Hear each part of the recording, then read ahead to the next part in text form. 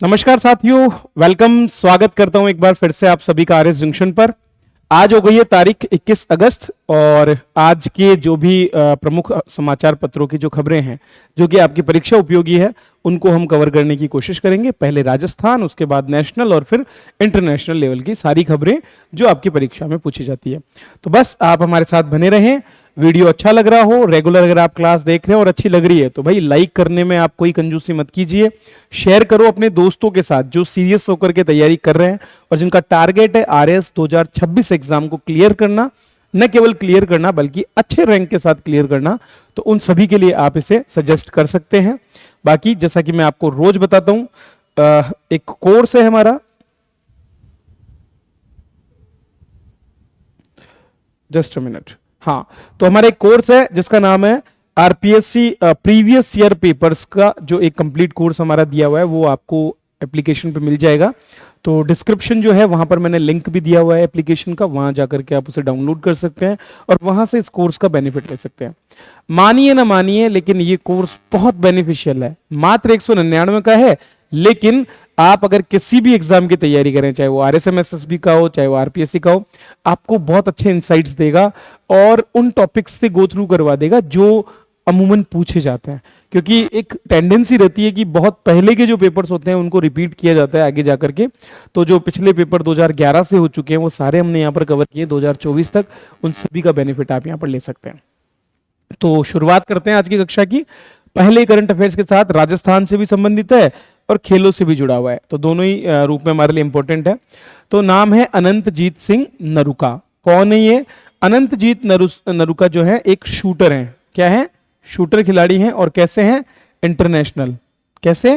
International shooter हैं और Olympian भी रह चुके हैं। क्या है? ओलंपिक्स में खेल चुके हैं। ठीक है, तो ओलंपियन होने की वजह से इन्होंने पहले चौथे स्थान पर ही रहे थे लास्ट ओलंपिक में, एक बहुत माइनर अंतर की वजह से हार गए थे। लेकिन अब इन्होंने एक कमाल किया। जो एशियन शूटिंग चैंपियनशिप वर्तमान में हो रही है, कहां हो रही है? कजाकिस्तान में। देखो मैं इसको फाइनल में पूरा कवर करवाऊंगा आपको, जब इसका पूरा कंप्लीट हो जाएगा और फाइनली जो इंडिया का स्टैंडिंग रहेगा उस पर हम बात करेंगे। अभी ये इंपॉर्टेंट इसलिए क्योंकि राजस्थान की अगर दृष्टिकोण से हम देखें तो राजस्थान के खिलाड़ी और इन्होंने जीता है, इसलिए मैं इसे कवर कर रहा हूं। ठीक है, तो ओलंपियन अनंतजीत सिंह नरूका ने इस प्रतियोगिता में भारत को पहला सीनियर स्वर्ण पदक जो है वो दिलाया है और ये इनका खुद का भी एशियन चैंपियनशिप में पहला व्यक्तिगत स्वर्ण पदक है। पिछले साल जो हुआ था उसमें कुवैत में जो है इन्होंने रजत पदक जीता था, तो इस बार इन्होंने अपने रजत को स्वर्ण में कन्वर्ट कर लिया है। इसके पहले भी ये बहुत से पदक जीत चुके हैं, जैसे कि ये देखो, ये एशियाई शूटिंग चैंपियनशिप है। ठीक है, एशियाई खेलों में अगर बात करें तो एशियाई खेलों में भी ये रजत और कांस्य पदक विजेता रहे हैं। ठीक है, एशियाई चैंपियनशिप में 3 स्वर्ण और रजत और कांस्य पदक इन्होंने जीते हैं और विश्व कप फाइनल में भी ये कांस्य पदक जीत चुके हैं। तो अलग अलग जो स्पर्धाएं हैं उनमें इन्होंने अलग अलग पदक जीते हैं। 2024 का जो पेरिस ओलंपिक था जिसका मैंने बताया, उसमें स्कीट स्पर्धा में ये चौथे स्थान पर रहे और इन्होंने 43-44 के स्कोर से ये हारे थे और एक स्कोर की वजह से इन्हें अपना पदक गंवाना पड़ा। ठीक है, ये शॉटगन स्पर्धा में भाग लेते हैं। किसमें? शॉटगन। ठीक है, आपने सुना होगा डबल ट्रैप, सिंगल ट्रैप। तो इसमें जैसे कि राज्यवर्धन सिंह राठौड़ को आप जानते होंगे, उन्होंने 2004 के जो ओलंपिक्स हैं उनमें रजत पदक जीता था निशानेबाजी के अंदर। तो उसी तरह का एक गेम है। तो खिलाड़ी खड़ा रहता है और हवा में कुछ तश्तरियां फेंकी जाती है मशीन से और फिर उन्हें शूट करना होता है। ठीक है, चलिए नेक्स्ट देखते हैं। भारत की जो पैरा आर्चरी टीम है, किस लिए? भारत की team world ranking para archery tournament के लिए। तो भारतीय टीम का अभी सिलेक्शन हुआ है world ranking para archery tournament के लिए और इसमें हमारे राजस्थान के बीकानेर जिले के 2 खिलाड़ी हैं जो दोनों काफी आपने नाम सुने भी होंगे। एक तो है श्याम सुंदर स्वामी जो पैरालंपिक्स में पहले भाग भी ले चुके हैं और दूसरे हैं धन्नाराम गोदारा। इन दोनों को जो है चेक गणराज्य में जो आयोजित होगी ये वर्ल्ड रैंकिंग पैरा आर्चरी प्रतियोगिता, उसमें चुना गया है। 23 अगस्त से लेकर 31 अगस्त तक प्रतियोगिता का आयोजन होगा। ठीक है, और इसमें अगर ये कुछ भी पदक जीतते हैं तो उसको हम आगे फिर जो है लास्ट एंड में कवर अप करेंगे। ठीक है, तो परसों से ये प्रतियोगिता शुरू हो रही है जिसमें दोनों खिलाड़ी भाग लेने वाले हैं। तो कई बार ऐसे भी प्रश्न पूछ लिए जाते हैं, मान लीजिए पदक भी ना जीते तो कि इस प्रतियोगिता में राजस्थान की तरफ से किस खिलाड़ी ने भाग लिया, ऐसे प्रश्न भी आए हुए हैं, इसलिए मैं इस तरह के प्रश्नों को कवर अप करता हूं। राजस्थान का तो मैं कुछ भी नहीं छोड़ना है। नेक्स्ट देखते हैं, पॉलिटी पर आ जाइए। तो राज्यपाल दूसरी बार पास बिल को राष्ट्रपति को नहीं भेज सकते, कोर्ट के द्वारा हाल ही में कहा गया। देखिए ये बहुत चर्चित रहा था मुद्दा, और आरपीएससी ने इस बार के पॉलिटी के पेपर में इस टॉपिक को इंक्लूड भी किया था। ठीक है, 10 नंबर का एक बड़ा प्रश्न आपके पूछा गया था। तो चेन्नई में जिसको बोलते तमिलनाडु जो है, वहां के राज्यपाल के द्वारा जो विधेयक राष्ट्रपति को भेजे गए थे, उनके लिए संरक्षित रखे गए थे, सुरक्षित रखे गए थे, उनको लेकर के एक कोर्ट किया गया था वहां के जो हमारे सुप्रीम कोर्ट और बाकी जो वहां का हाई कोर्ट है उसके द्वारा, उसी चीज को लेकर के और प्रश्न पूछा गया था। तो हमें ऐसे चीजों को कवर करना चाहिए। तो सुप्रीम कोर्ट के जो चीफ जस्टिस हैं उनके, अर्थात जिनका नाम है बी.आर. गवई, उनकी अध्यक्षता वाली 5 जजों की संविधान पीठ का गठन किया गया था इस मुद्दे पर बात करने के लिए। और इन्होंने कहा कि अगर कोई बिल विधानसभा से पास हो जाए और दूसरी बार राज्यपाल के पास आए, मतलब एक बार तो उन्होंने पास कर दिया और राज्यपाल ने क्या किया, उसको पुनर्विचार के लिए लौटा दिया, और वो वापस से एक बार फिर से पास हो गया, तो आपको पता होगा कि आर्टिकल 199 के अंतर्गत ये राज्यपाल के अधिकार है, और 200 के अंतर्गत वो क्या कर सकते हैं, राष्ट्रपति को भेज सकते हैं। ठीक है, ये 2 आर्टिकल्स हैं जो जुड़े हुए हैं हमारे संविधान के, राज्यपाल के अधिकारों को लेकर के, विधेयकों पर किस तरह से वो क्या निर्णय ले सकते हैं। तो अगर मान लीजिए दोबारा पास होकर के वापस राज्यपाल को भेजा है, तो अब राज्यपाल उसे डिले करने के लिए राष्ट्रपति को नहीं भेज सकते, अब उन्हें उसे मंजूरी देनी पड़ेगी। ऐसा किसने कहा है, हमारे सुप्रीम कोर्ट ने। तो पीठ में और भी हैं, जैसे जस्टिस सूर्यकांत, विक्रमनाथ, पीएस नरसिम्हा और एएस चंदुरकर। तो इन 5 जजों की पीठ ने यह बात कही है। संविधान के अनुच्छेद 200 में क्या क्या विकल्प होते हैं राज्यपाल के पास, वो भी आप याद कर लीजिए। या तो वो बिल को आते ही मंजूरी दे दें, या मंजूरी को रोक ले, मतलब एक तरह का वीटो हो गया। मंजूरी रोक लेना मतलब वो एक तरह से उन्होंने वीटो का यूज कर लिया। राष्ट्रपति के पास भेज दें, ठीक है, तो ये भी एक विशेष प्रावधान है, क्योंकि राष्ट्रपति के पास भेजने के बाद राष्ट्रपति कब उसको मंजूरी देंगे इसकी कोई अवधि तय नहीं है। और विधानसभा को पुनर्विचार के लिए लौटा दें। हालांकि हमारे राष्ट्रपति के पास में विविध प्रकार की वीटो पावर्स भी होती हैं जो संसद के द्वारा पारित अधिनियम होते हैं, लेकिन यहां राज्यपाल के पास ऐसा कोई सीधा वीटो पावर नहीं होता, पर फिर भी वो या तो बिल को रोक सकता है, तो रोकना एक तरह से क्या होता है, उस बिल को डिले करने की स्थिति हो जाती है। तो क्या कहा है कि अगर दोबारा पास कर दे पुनर्विचार के लिए लौटाए गए बिल को, तो फिर उस पर मंजूरी देना पड़ेगा, ऐसा सुप्रीम कोर्ट के द्वारा कहा गया है। चलिए नेक्स्ट देखते हैं, एक विधेयक जो है वो प्रस्तुत किया गया है हाल ही में, कहां पर, हमारे संसद में। ठीक है, तो भारत सरकार ने डिजिटल दुनिया में एक बड़ा कदम उठाया है। देखो आपने बहुत अखबारों में पढ़ा होगा आजकल, एक तो लोग जो है डिजिटल ठगी का प्रयोग कर रहे हैं, खास करके जो ऑनलाइन गेमिंग एप्स हैं उनके माध्यम से बड़ी मात्रा में लोग जो है नशा एक तो उनको लग जाता है बैटिंग करने का या जुआ खेलने का। एक तरह से वहां पर जो मनी गेम्स है, रियल मनी गेम जिनको हम कहते हैं, जिसमें असली में पैसा आपका लगता है आपके अकाउंट से डेबिट होकर के, और फिर उसकी अगर एक बार आदत लग गई तो व्यक्ति क्या करता है कि उस पैसे को वापस पाने के चक्कर में फिर और पैसा खर्च करता रहता है, और इस वजह से कर्ज के बोझ में आकर के कई लोगों की आत्महत्या और उनके एक्सटॉर्शन जैसे जो है कई केसेस हमको देखने को मिले। ये बहुत चिंताजनक स्थिति है किसी भी समाज में।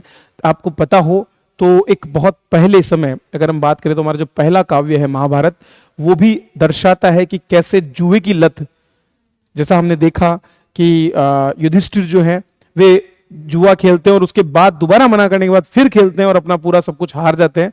तो ऐसी चीजों को रोकने के लिए सरकार ने यहां पर ये विधेयक लाई है। बहुत अच्छा डिसीजन इसको हम कह सकते हैं। ठीक है, तो ये विधेयक लाया गया, लेकिन ये कितना अच्छे से लागू होता है उस पर निर्भर करेगा कि चीजें कैसे मैनेज होंगी। तो ये विधेयक डिजिटल इंडिया के तहत टेक्नोलॉजी के फायदों को बढ़ाने और नुकसानों से बचाने, दोनों चीजें हैं।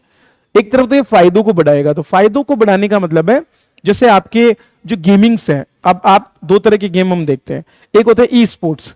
ई स्पोर्ट्स में आपके क्या होते हैं, जैसे आपने देखा होगा काउंटर स्ट्राइक जैसे गेम आपने खेले होंगे, ये कॉल ऑफ ड्यूटी हो गया। ठीक है, इस तरह के गेम जैसे जो रियल आपके ई स्पोर्ट्स ऐसे बढ़िया बढ़िया गेम आते हैं, फुटबॉल के गेम हो गए जिनमें किसी तरह का पैसा नहीं देना, वहां पर आपको स्किल दिखाना होता है केवल अपना। ठीक है, किसी तरह की रियल मनी उसके अंदर सम्मिलित नहीं होती। तो ऐसे गेम्स को आगे बढ़ाना चाहिए, क्योंकि ये एक तरह के हुनर वाले गेम होते हैं, उनको बढ़ाए। तो इस विधेयक के अंतर्गत क्या किया गया है, ई स्पोर्ट्स को भारत में एक वैध और प्रतिस्पर्धी खेल के रूप में मान्यता देता है और आने वाले समय में ई स्पोर्ट्स को इंटरनेशनल लेवल की जो प्रतियोगिताएं हैं उनमें भी काम में लिया जा सकता है, तो बिना पैसे का, जैसे जीटीए या कॉल ऑफ ड्यूटी। लेकिन यह विधेयक ऑनलाइन सोशल गेम्स को भी बढ़ावा देता है। सोशल गेम्स मतलब जिनसे आपको समाज में बेहतर मूल्यों को विकसित करने में मदद मिले।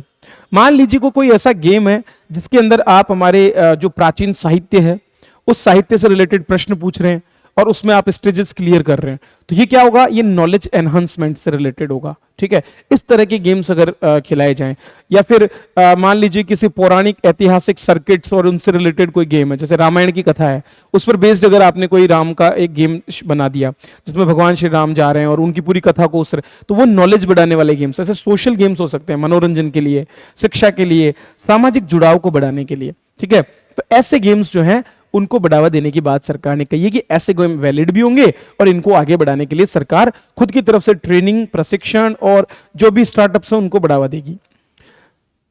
लेकिन सरकार ने बोला कि ऑनलाइन मनी गेम्स जितने भी हैं, रियल मनी गेम्स, चाहे वो स्किल वाले हों या फिर वो किस्मत वाले हों।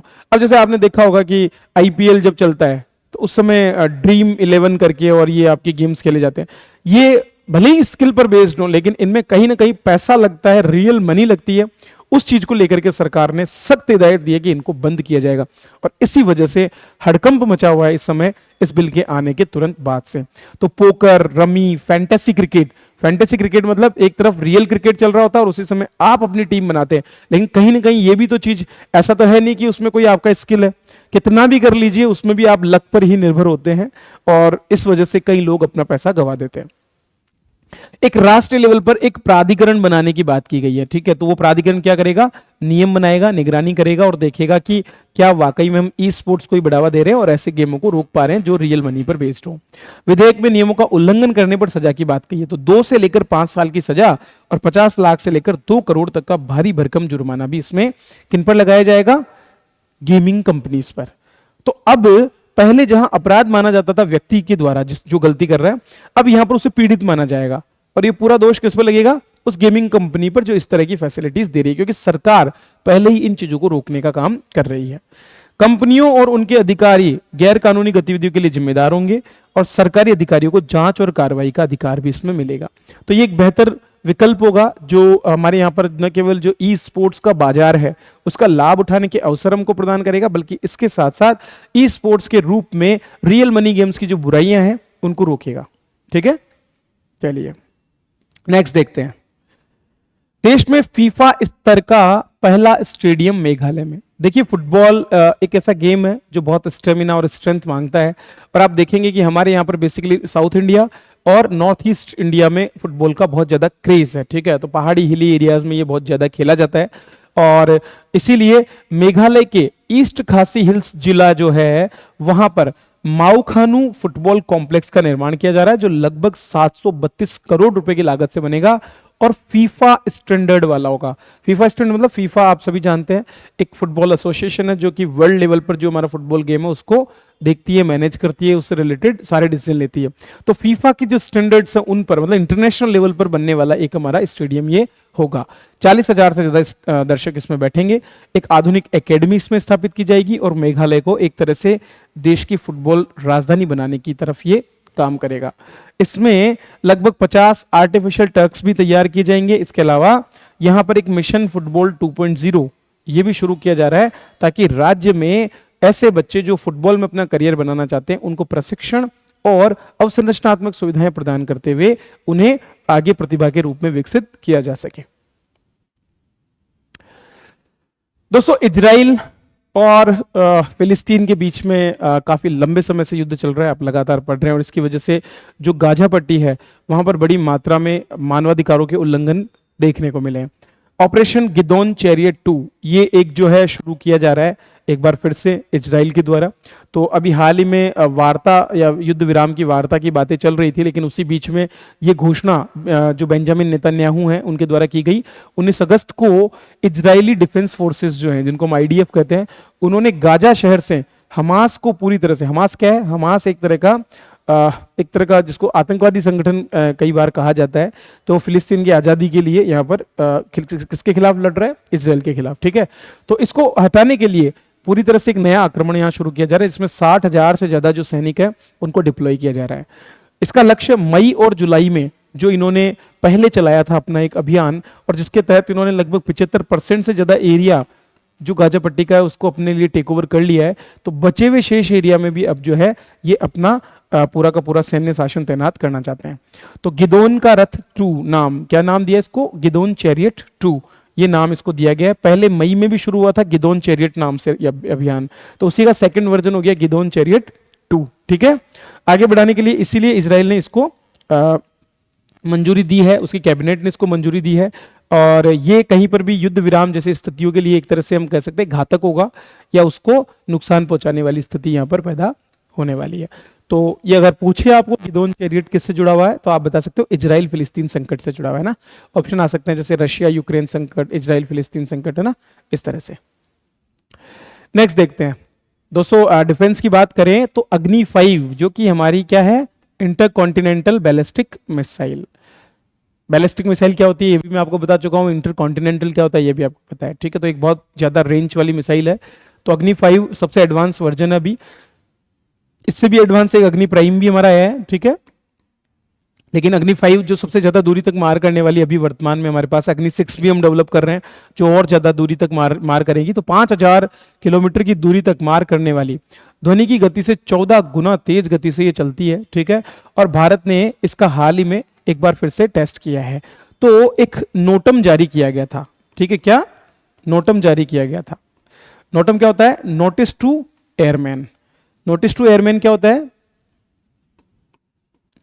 नोटिस टू एयरमैन का मतलब होता है जो सी एरिया होता है उसमें आप एक डिस्टेंस तक सभी जहाज के जो भी एयरमैन्स होते हैं, जो सेलर्स होते हैं, उन सभी को आप एक तरह से एक निगरानी या फिर कह सकते हैं कि एक चेतावनी देते हैं कि वो उस क्षेत्र में ना जाएं, चाहे वो वायुयानों के लिए हो या फिर जहाजों के लिए, जिसके लिए, क्योंकि वो एरिया टेस्टिंग के लिए काम में आने वाला होता है। ठीक है, तो एक नोटम जारी किया गया था और उस नोटम के माध्यम से ये माना भी जा रहा था कि भारत किसी न किसी मिसाइल का परीक्षण करेगा, और भारत ने अब अग्नि 5 का परीक्षण यहां पर कर लिया है। ठीक है, तो अग्नि 5 का सफल परीक्षण इसमें हुआ। मध्यम दूरी की बैलिस्टिक मिसाइल है। ठीक है, और इसकी जद में चीन, पाकिस्तान और आसपास के 5000 किलोमीटर के जितने भी बड़े बड़े देश हैं वो सारे आ जाते हैं।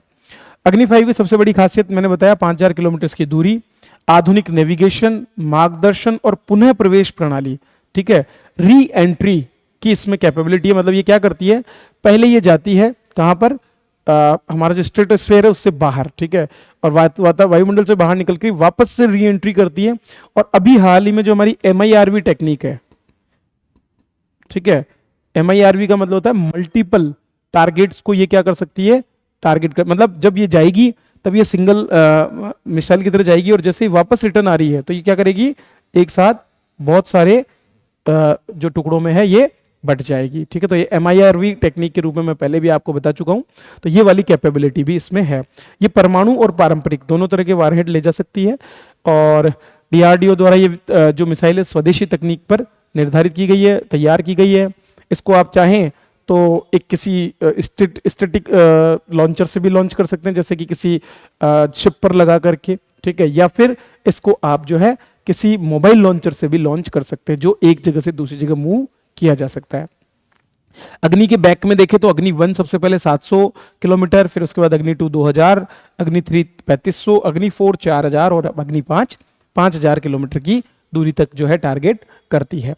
न्यूनतम प्रतिरोध क्षमता और पहले इस्तेमाल नहीं। हम हमेशा कहते हैं कि परमाणु नीति हमारी क्या है? हम कभी भी फर्स्ट अटैक नहीं करेंगे, नो फर्स्ट यूज पॉलिसी हमारी है, उसी पर हम आज भी कायम है। ठीक है, लेकिन अगर कोई हम पर आक्रमण करेगा तो फिर हम उसे छोड़ेंगे भी नहीं। नेक्स्ट खेलों की बात करें तो वर्ल्ड पैरा एथलेटिक्स चैंपियनशिप 2025 का आयोजन कहां किया जा रहा है? भारत में, भारत के दिल्ली में। ठीक है, दिल्ली के जवाहरलाल नेहरू स्टेडियम में इसका आयोजन होगा 27 सितंबर से लेकर के 5 अक्टूबर तक, और ये अब तक का सबसे बड़ा पैरा स्पोर्ट्स इवेंट होने वाला है, जिसका आयोजन कहां होने वाला है? भारत में होगा।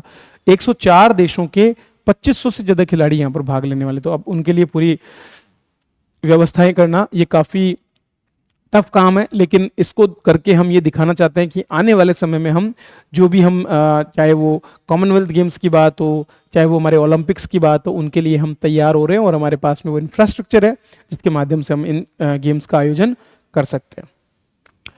दोस्तों यूपी का एक जिला है शाहजहांपुर का जलालाबाद, ठीक है, उसको अब किस नाम से जाना जाएगा?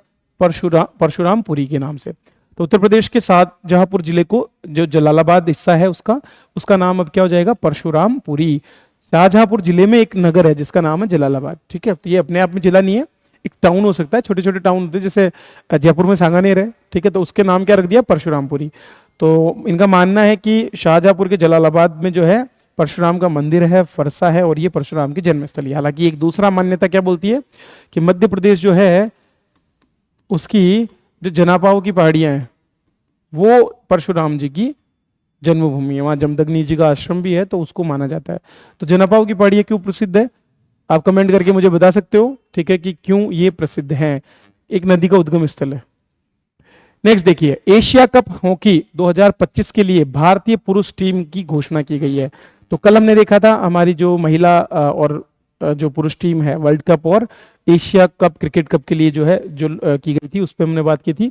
अब हॉकी इंडिया ने हमारे यहीं बिहार के राजगीर में होने वाले पुरुष हॉकी एशिया कप के लिए टीम की घोषणा की है, जिसके कप्तान कौन है? Drag flicker Harmanpreet Kaur. भारत को पूल ए में जापान, चीन और कजाकिस्तान के साथ में रखा गया है।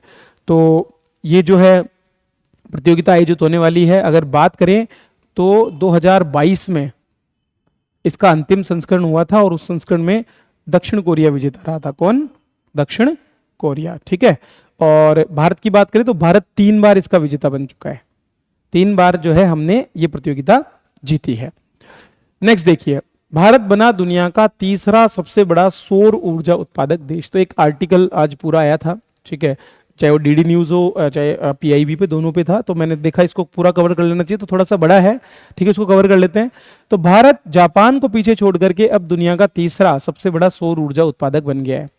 तो एक इंटरनेशनल एजेंसी जिसका नाम है IRENA, इरेना हम इसको कह सकते हैं। तो ये जो इरेना है, अंतर्राष्ट्रीय नवीकरणीय ऊर्जा एजेंसी, ये देखती है कि कौन सा देश किस रैंक पर है, और इसने बताया कि भारत ने 1,08,494 गीगावाट घंटा सौर ऊर्जा उत्पादन किया है और जापान जो है उससे आगे निकल गया है। भारत की जो संचयी सौर ऊर्जा क्षमता है टोटल मिलाकर के वो कितनी है? 119 गीगावाट। तो हमारे पास जो इंस्टॉल्ड कैपेसिटी है वो कितनी है? 119 गीगावाट। इसमें जमीन पे स्थापित सौर संयंत्र 90 गीगावाट के हैं, ग्रिड से जुड़े रूफटॉप सिस्टम में लगभग 20 गीगावाट और हाइब्रिड परियोजनाओं में लगभग 3.06 गीगावाट। जबकि ऑफ ग्रिड जो प्रतिष्ठान है, जो मतलब किसी ग्रिड से नहीं जुड़े हुए, वो है लगभग 5 गीगावाट। हाइब्रिड क्या होता है? जिसमें एयर और सोलर ऊर्जा दोनों एक साथ सम्मिलित होती है। भारत का जो नवीकरणीय क्षेत्र है उसकी बात करें तो जुलाई 2025 तक हमारी कुल क्षमता है 485 गीगावाट की, ठीक है। इसमें से 242 गीगावाट तापीय ऊर्जा है, 116 जो या 119 जो है वो सौर गीगावाट है, और लगभग 52 गीगावाट के करीब पवन ऊर्जा यहाँ पर सम्मिलित है, ठीक है। और कुल नवीकरणीय हो गई 227 गीगावाट। तो 485 में से 227 गीगावाट हमारी नवीकरणीय ऊर्जा क्षमता हो चुकी है। तो अगर बात करें स्थापित क्षमता की, पवन ऊर्जा की, तो वो है 52.14 गीगावाट और हम चौथे स्थान पर है। तो सौर ऊर्जा में हम तीसरे स्थान पर हैं पूरे विश्व में, और पवन ऊर्जा के मामले में चौथे स्थान पर है। जैव ऊर्जा क्षमता की बात करें, मतलब जो जैव अपशिष्ट से बायोमास से बनती है, वो 11.60 गीगावाट है, और लघु जल विद्युत से 5.10 गीगावाट है, ठीक है। इसके बाद देखिए इथेनॉल उत्पादक के रूप में हम तीसरे स्थान पर हैं, उपभोक्ता भी हैं, तीसरे सबसे बड़े उत्पादक भी हैं और उपभोक्ता। तो हमने काफी लंबे समय से हमारे जो डीजल और पेट्रोल है उनमें इथेनॉल मिलाने की बात हमने कही है ना। तो इथेनॉल ब्लेंडेड जो पेट्रोल है उसमें हम मिला रहे हैं, डीजल में नहीं, केवल पेट्रोल में। तो इथेनॉल मिश्रण का हमारा टारगेट कितना है? 20% हम वर्तमान में टारगेट लेकर के चल रहे हैं, और अभी तक हम 17.98% तक इसको कर पाए हैं, ठीक है। इसके अलावा जो हमारी 25 मेगावाट तक की जो जल विद्युत परियोजनाएं हैं, ठीक है, उनको हम लघु जल विद्युत परियोजनाएं कहते हैं, और वो लगभग 21 गीगावाट के करीब क्षमता धारण करती है। तो ये कुछ एक डिटेल है। बहुत सी योजनाएं भी हम चला रहे हैं, जैसे कि पीएम सूर्यघर मुफ्त बिजली योजना सबसे बड़ी योजना है। 1 करोड़ से ज्यादा घरों पर हम सौर पैनल लगाने वाले हैं। 300 यूनिट तक उनको मुफ्त बिजली मिलेगी। उसके लिए 78,000 रुपए तक की 3 किलोवाट तक की सब्सिडी हम यहाँ पर दे रहे हैं सरकार के द्वारा। तो ये 2026 तक है।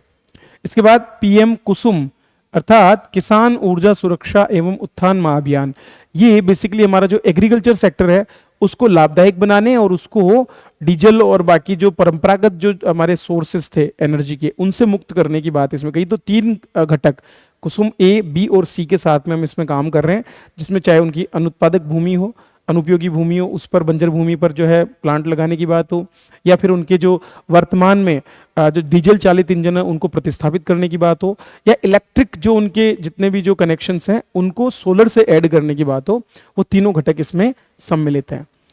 फिर बात आती है सौर पार्क योजना की। तो सरकार के द्वारा बड़े बड़े पार्क्स का निर्माण किया जा रहा है और उसके लिए वो सब्सिडीज और बाकी सारी व्यवस्थाएं कर रही है। तो अल्ट्रा मेगा सौर ऊर्जा परियोजनाओं का विकास हमारे यहाँ हो रहा है। इसके अंतर्गत 40 गीगावाट बिजली उत्पादन का लक्ष्य हमारा है, इतनी हम इंस्टॉल कर दें मार्च 2026 तक। पीएम जनमन एक हमारी है।